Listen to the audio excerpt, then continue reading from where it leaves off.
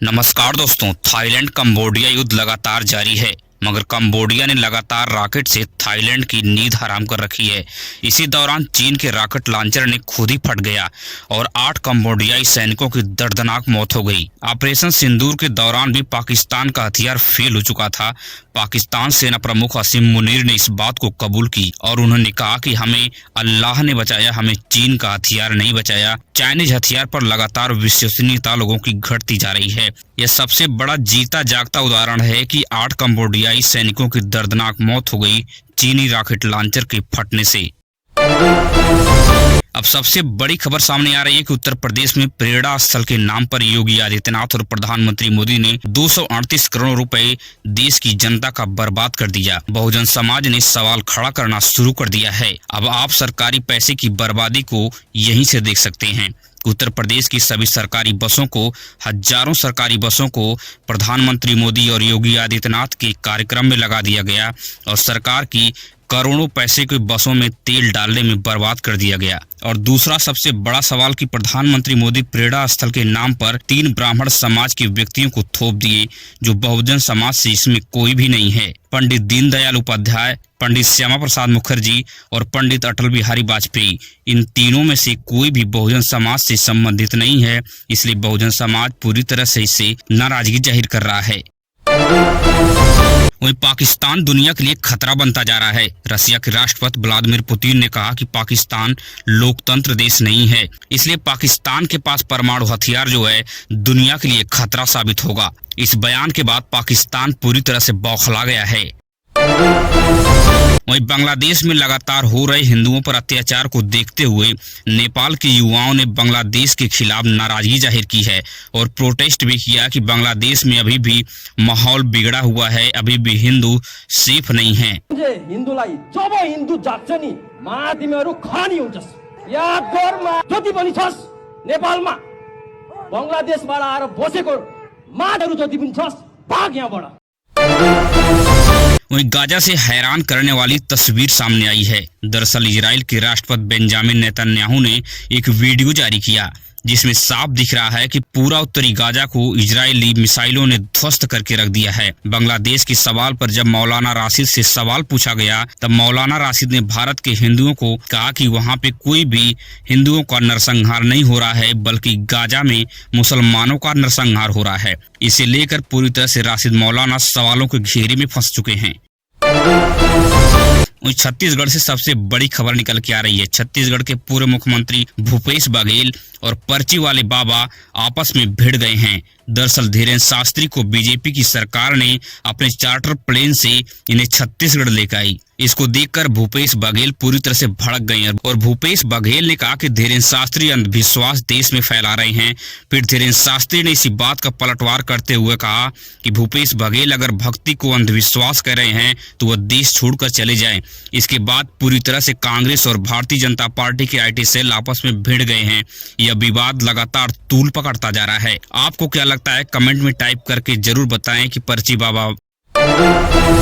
वहीं 1 जनवरी से देश में 7 बड़े नियमों में बदलाव होने जा रहे हैं। अब आपको हर 12 महीने में अपने बैंक की जो है KYC करानी पड़ेगी, नहीं तो आपका बैंक अकाउंट फ्रीज कर दिया जाएगा। वहीं पर UPI ट्रांजैक्शन लिमिट को भी बढ़ा दिया गया है। अब UPI ट्रांजैक्शन लिमिट 1 लाख से बढ़ाकर 2 लाख कर दी गई है।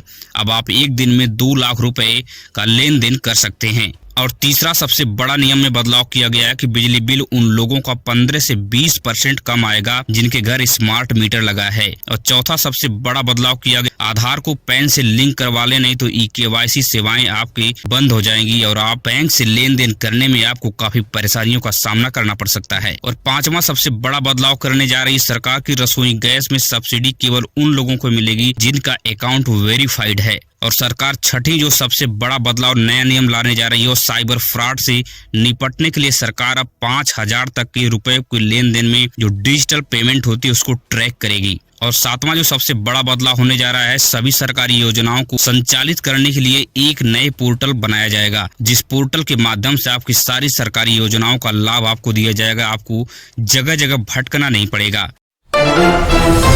वहीं पर 14 साल के क्रिकेटर वैभव सूर्यवंशी को मिला बाल पुरस्कार। राष्ट्रपति द्रौपदी मुर्मू ने इस सम्मान से सम्मानित किया है। वहीं पश्चिम बंगाल की राजनीति में भूचाल आ गया है। लगातार भारतीय जनता पार्टी ममता बनर्जी को घेरने में लगी हुई है। बीजेपी नेता मिथुन चक्रवर्ती ने ममता बनर्जी को चेतावनी दी है कि हम पश्चिम बंगाल को किसी भी हाल में पश्चिम बांग्लादेश नहीं बनने देंगे। हम मुस्लिमों का ठिकाना बंगाल को नहीं बनने देंगे, जिसे लेकर राजनीति पूरी तरह से गर्म आ गई है। और आने वाला जो 3 महीने में विधानसभा चुनाव पश्चिम बंगाल का होने वाला है, वहां से हम ममता बनर्जी को उखाड़ फेंकेंगे। उत्तर प्रदेश से सबसे बड़ी खबर निकल के सामने आ रही है। दरअसल योगी आदित्यनाथ बांग्लादेश में हो रहे हिंदुओं के अत्याचार पर समाजवादी पार्टी को धमका रहे थे। तुम सब हिंदुओं पर बोलते भी नहीं हो, न ही कोई भी निंदा प्रस्ताव पारित कर रहे हो। फिर क्या नेता प्रतिपक्ष और समाजवादी पार्टी के धुरंधर विधायक अतुल प्रधान ने योगी आदित्यनाथ को तुरंत घेर लिया और योगी आदित्यनाथ से तुरंत निंदा प्रस्ताव पारित करने के लिए जोर देने लगे। जब योगी आदित्यनाथ को लगा कि निंदा प्रस्ताव पास करना होगा, तो योगी आदित्यनाथ ने तुरंत यहाँ पे यू टर्न ले लिया। आप इस वीडियो को देखिए और खुद ही समझ जाइए कि योगी आदित्यनाथ ने साफ मना कर दिया। कभी कभी योगी आदित्यनाथ अपने बिछाए जाल में खुद ही फंस जाते हैं, जिस तरह से आप फंसते नजर आ रहे हैं। और प्रस्ताव नेता विरोधी दल की तरफ से आना चाहिए। अगर आप इच्छुक हैं तो बांग्लादेश वाले पर आप भी हैं, हम भी एक प्रस्ताव हो जाए, एक निंदा का प्रस्ताव चला जाए। आप नेता सदन हैं, आप नेता सदन है, हम भी दोनों सहमत हो जाए, ये हो जाएगा। अब वहीं पर ओला उबर रैपिडो से यात्रा करने वाली महिलाओं के लिए सरकार ने सख्त कानून बनाने का हिदायत दी है। सरकार ने साफ कहा है कि अब महिलाओं को यह चुनने का अवसर मिलेगा कि कोई भी महिला अपने महिला ड्राइवर के साथ यात्रा कर सकती है। इस प्रकार का जो प्रावधान करने के लिए सरकार तैयारी कर रही है।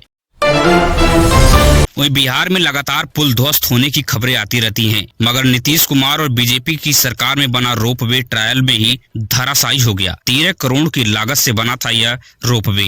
नए साल का बिहार का सबसे बड़ा हादसा पहले ही टल गया। दोनों पिलर ट्रालियों का भार नहीं सहन कर पाए। सोचिए अगर नए साल पर अगर यहाँ पे आम जनता खुशियां मनाने के लिए रोपवे में यात्रा कर रही होती तो उसकी क्या हश्र होता। वहीं पे भारत सरकार विदेश में मांस का व्यापार करने के लिए ओमान से समझौता कर लिया है, मगर भारत को इस्लामिक नियमों के तहत ही भारत में मांस तैयार करने के लिए ओमान ने मंजूरी दी है। अब बताया जा रहा है कि भारत का मीट का जो एक्सपोर्ट है 1 लाख करोड़ को पार कर जाएगा, मगर इस वक्त 40,000 करोड़ रुपए का मांस का जो व्यापार है भारत से होता है। वहीं उत्तर प्रदेश सरकार ने सबसे बड़ा ऐलान कर दिया है कि अब 5 लाख तक का लोन बिना ब्याज और बिना गारंटी के दिया जाएगा। 21 से 40 वर्ष की युवा माई युवा योजना के तहत अपना व्यापार शुरू कर सकते हैं और MSME पोर्टल पर आवेदन शुरू कर सकते हैं। जो युवा सफल संचालन करेगा अपने बिजनेस का, उसको सब्सिडी भी दी जाएगी। वहीं पर भारत सरकार 64 साल पुराने नियमों में बदलाव करने जा रही है। अब नए कानून के तहत 12,75,000 पर सालाना इनकम जिसकी है उनको टैक्स नहीं देना पड़ेगा। 1 अप्रैल 2026 से यह नियम लागू हो जाएगा। अब कम कमाई करने वालों के लिए सबसे अच्छा मौका है। एक वीडियो आज तेजी से वायरल हो रहा है। ब्राउन कलर का एक भैंसा जिसकी कीमत जानकर आप चौंक जाएंगे। इस अनोखे भैंसे को देखकर आप खुद ही अंदाजा लगाइए कि इसकी कितना बोली लगी होगी। मगर आपको मैं बताता हूं कि इस भैंसे की जो बोली लगी थी $5 लाख। अगर भारतीय रुपए में इसकी बात करें तो 4 करोड़ रुपए से भी ज्यादा। अगर आप देश और दुनिया की बड़ी खबरें देखने में दिलचस्पी रखते हैं तो हमारे इस चैनल को सब्सक्राइब कीजिए। मिलेंगे इस तरह की नई वीडियो में नई सूचना के साथ। धन्यवाद।